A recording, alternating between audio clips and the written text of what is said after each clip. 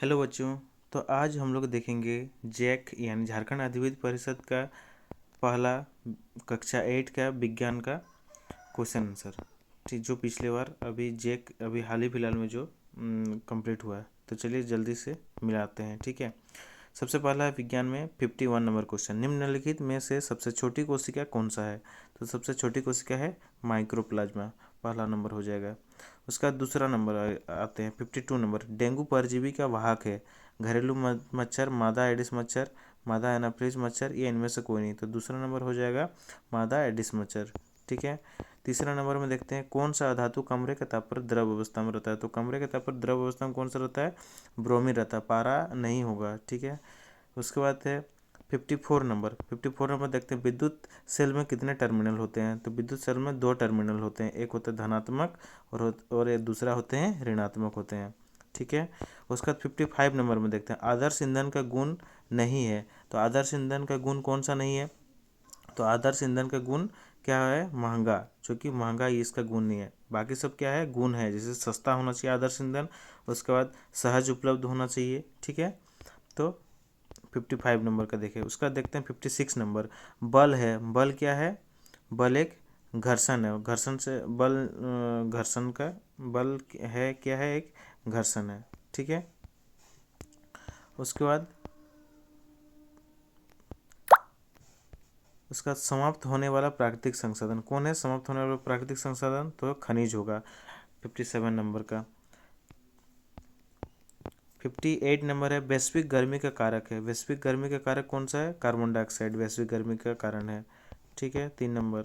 59 number हो जाएगा दूषित पानी पीने से कौन सा रोग होता है? दूषित पानी पीने से कौन सा रोग होगा? तो होगा टाइफॉइड। ठीक है, टाइफॉइड होगा, खांसी नहीं होगा। टाइफॉइड के साथ और भी आ जाता है, जैसे कि टाइफॉइड आ जाता है और बाकी सब और भी बहुत सारा होता है, जो कि 59 नंबर। पृथ्वी के अचानक कंपन को क्या कहते हैं? भूकंप कहते हैं, पहला नंबर हो जाएगा भूकंप। उसका 61 नंबर द्वितीय प्रदूषक कौन सा है? तो द्वितीय प्रदूषक हो जाएगा SO2। SO2 हो जाएगा द्वितीय प्रदूषक। पहला प्रदूषक है कार्बन डाइऑक्साइड। ठीक है, उसका 62 नंबर है कोशिकीय शोषण का सक्रिय स्थल कौन सा है? तो कोशिकीय शोषण का सक्रिय स्थल होता है माइटोकॉन्ड्रिया। ठीक है, उसके बाद कोशिका की खोज कब हुई थी? तो ये सबसे आसान क्वेश्चन हुआ। कोशिका की खोज कब हुई थी? 1665 ईस्वी में। पेंसिल लीड बनाने में किसका उपयोग किया जाता है? तो पेंसिल लीड बनाने में कौन सा आसान है? ग्रेफाइट का यूज किया जाता है, ग्रेफाइट, जो कि ऊष्मा का सुचालक भी होता है। कौन जीवाश्म ईंधन नहीं है? कोयला, लकड़ी, प्राकृतिक गैस और पेट्रोलियम। तो इनमें से लकड़ी क्या हो जाएगा? जीवाश्म ईंधन नहीं होगा। ठीक है, बाकी सब क्या होगा? जीवाश्म ईंधन, जो कि कोयला, प्राकृतिक गैस और पेट्रोलियम, ये सब जमीन के अंदर बहुत दिनों के बाद हम लोग को प्राप्त होता है, उसी को हम लोग जीवाश्म ईंधन कहते हैं। 66 नंबर रगड़ने से उत्पन्न आवेश को क्या कहेंगे? तो स्थिर विद्युत आवेश कहेंगे उसको। 67 नंबर, चलिए देखते हैं विपरीत आवेशों के बीच क्या होता है? विपरीत आवेशों के बीच होता है आकर्षण, और समान आवेश के साथ होता है प्रतिकर्षण। हार्मोन क्या है? हार्मोन एक भौतिक पदार्थ है, रासायनिक पदार्थ है, या इनमें से दोनों। तो हार्मोन क्या है? हार्मोन एक रासायनिक पदार्थ है। ठीक है, 69 नंबर में देखते हैं निम्न में से कौन जीवाणु जनित रोग है? तो जीवाणु जनित रोग कौन सा है? क्षय रोग हो जाएगा जीवाणु जनित। ठीक है, चेचक हो जाएगा वायरस, रेबीज भी क्या है? वायरस है। चलिए आगे बढ़ते हैं। 70 नंबर देखते हैं कौन सी गैस अत्यंत विषैली है? Carbon dioxide, nitrogen, carbon monoxide, या मीथेन। तो कार्बन मोनोऑक्साइड हो जाएगा। 71 में प्रोटीन का संश्लेषण होता है किसमें? लाइसोसोम में, राइबोसोम में, माइटोकॉन्ड्रिया में, या गोल्जिकाय में। तो होता है राइबोसोम, दूसरा नंबर हो जाएगा राइबोसोम। 72 नंबर एड्स किसी संक्रमित व्यक्ति से दूसरे संक्रमित व्यक्ति में किसके जरिए फैलता है? एक साथ भोजन करने में, रुधिर आदान से, एक दूसरे से गले लगाने में, इनमें से कोई नहीं। तो दूसरा हो जाएगा रुधिर आदान में, मतलब ब्लड के द्वारा उसका एक जगह से दूसरी जगह फैलता है। इंग्लिश में भी देख सकते हैं, जो अगर समझ में नहीं आएगा जो क्वेश्चन, उसको इंग्लिश में भी थोड़ा सा देखना है, बाय ब्लड ट्रांसफ्यूजन। ठीक है, 73 नंबर विद्युत धारा उत्पन्न होता है उष्मीय प्रभाव, चुंबकीय का प्रभाव, रासायनिक प्रभाव, या तीनों। तो हो जाएगा तीनों। ठीक है, रासायनिक, उष्मीय, रासायनिक एवं चुंबक प्रभाव, तीनों में।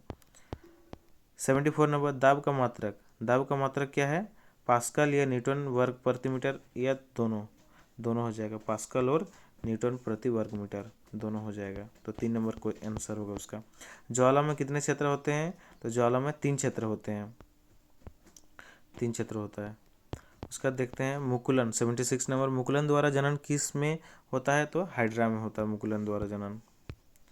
77 नंबर अधातुओं के ऑक्साइड होते हैं।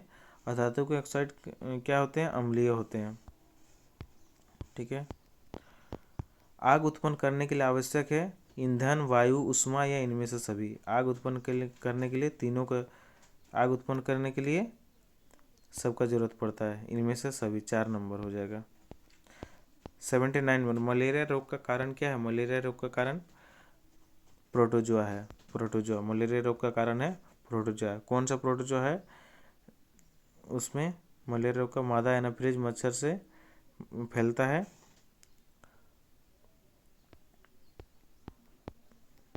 निम्नलिखित में कौन विद्युत का कुचालक? तो रबर। रबर हो जाएगा विद्युत का कुचालक।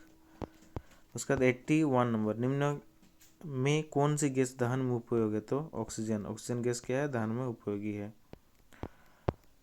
82 नंबर बैलों द्वारा गाड़ी खींचना किस बल का उदाहरण है? तो पेशीय बल के का उदाहरण है। 83 नंबर एक अधातु जो कठोर होता है, अधातु है लेकिन वो है कठोर, सबसे अधिक कठोर कौन हुआ? हीरा। निम्नलिखित में कौन संश्लेषित रेशा है? संश्लेषित रेशा कौन सा है? तो हो जाएगा रेयॉन। रेयॉन हो जाएगा मेरा संश्लेषित रेशा। 85 नंबर किस प्रदूषक से ओजोन परत का क्षय होता है? तो होता है CFC। CFC chlorofluorocarbon. क्लोरोफ्लोरोकार्बन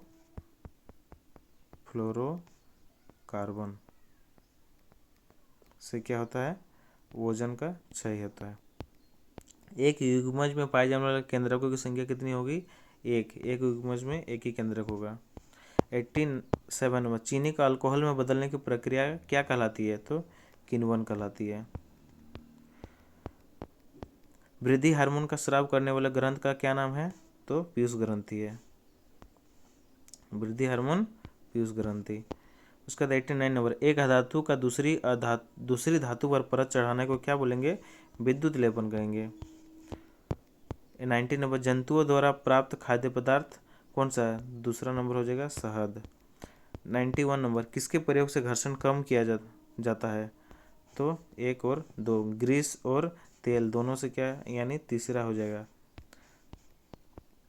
एक टेडपोल किस प्रकार वयस्क होता है? तो कायांतरण के द्वारा होता है।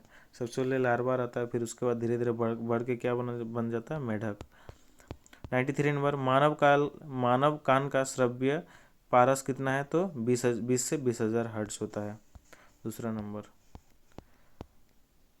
94 नंबर क्लोरोप्लास्ट किस में पाया जाता है? तो हरी पत्तियों में क्लोरोप्लास्ट पाया जाता है, जहाँ से प्रकाश संश्लेषण क्रिया होती है। आवर्तकाल का सही मात्रा क्या है? सेकेंड। 1 किलोग्राम भार बराबर कितना होता है? लगभग 10 न्यूटन होता है। 1 किलोग्राम भार मतलब 10 न्यूटन। उसके बाद कितना है? आपतन कोण परावर्तन कोण के बराबर होता है, तो क्या हो जाएगा? सदैव। सदैव वो बराबर होता है। उसका बाद आ जाता है 98 नंबर श्वेत प्रकाश में कितने रंग होते हैं? तो श्वेत प्रकाश में 7 रंग होते हैं। निम्न में किस में बाह्य निषेचन होता है? तो मेढक में बाह्य निषेचन होता है। मेढक वाला क्वेश्चन बहुत आया है। जंतु कोशिका में क्या अनुपस्थित होता है? जंतु कोशिका में कोशिका भित्ति उपस्थित होता है। तो आई होप आप लोगों को ये वीडियो अच्छा लगा होगा। तो आगे का और वीडियो जानने के लिए चैनल को सब्सक्राइब कीजिए। जंतु कोशिका में क्या उपस्थित होता है? कोशिका भित्ति। ठीक है, धन्यवाद।